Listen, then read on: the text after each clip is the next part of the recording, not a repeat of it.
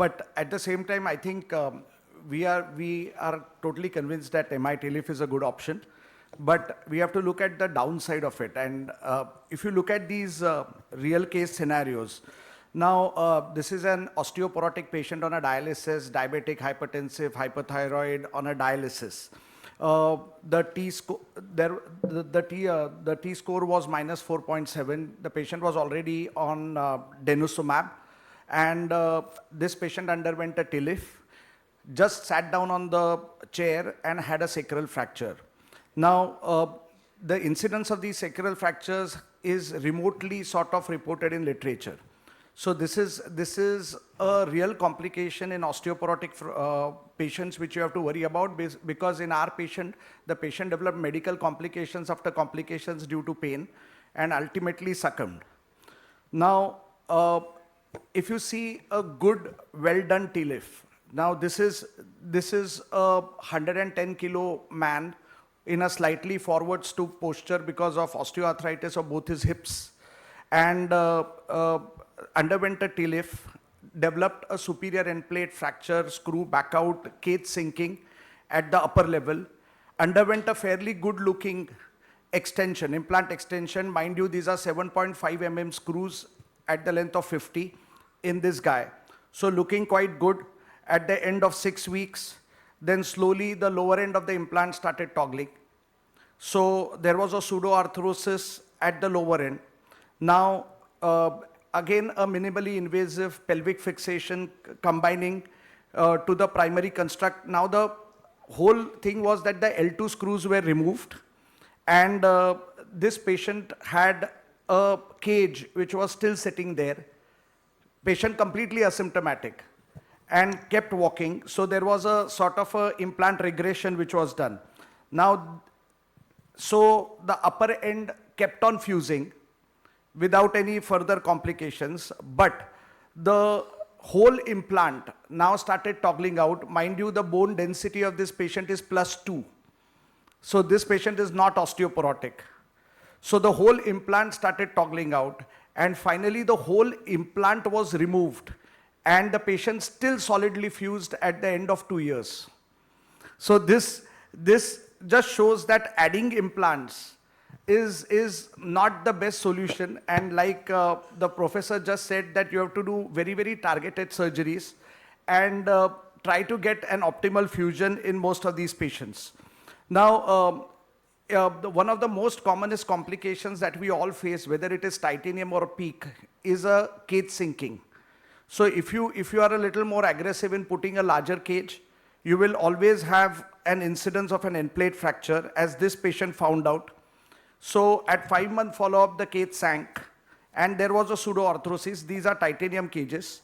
So we went on the other side, did a sort of a refusion with a PEEK cage using iliac crest bone graft. The patient developed a CSF leak. We don't know from where, probably on the other side, developed discitis, and then all the cages had to be removed and the whole construct had to be revised. So now this is a case of an endoscopy where a 2-level endoscopic decompression was done. You can see an excellent decompression at L3-4, but L4-5 remained suboptimal.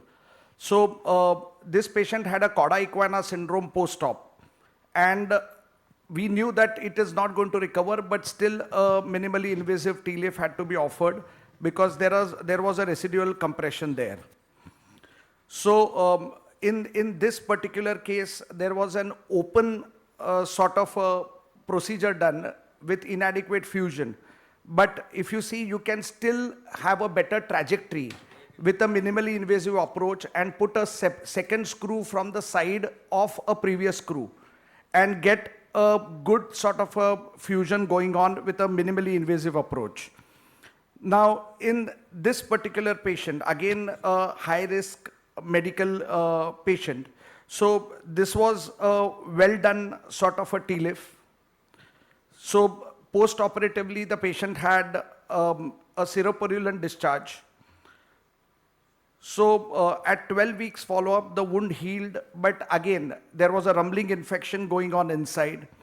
The whole disc started collapsing. Now, this was revised in a minimally invasive fashion by doing a fusion using an iliac crest bone graft. But again, this was not sufficient and the infection kept rumbling. So there was a big pseudoarthrosis that had formed and it had to be revised with a proper open reconstructive procedure. So this is the follow-up of this patient after an end of almost an year of treatment where the wound finally healed and the patient had a good result. This is a multi-level TLIF procedure done through a minimally invasive approach. The patient had a fall in the bathroom and developed a pseudoarthrosis and a sacral fracture at L5-S1. And this has to be revised again with a minimally invasive pelvic fixation, which was sort of joined to the primary construct. And the patient finally went on to a good fusion.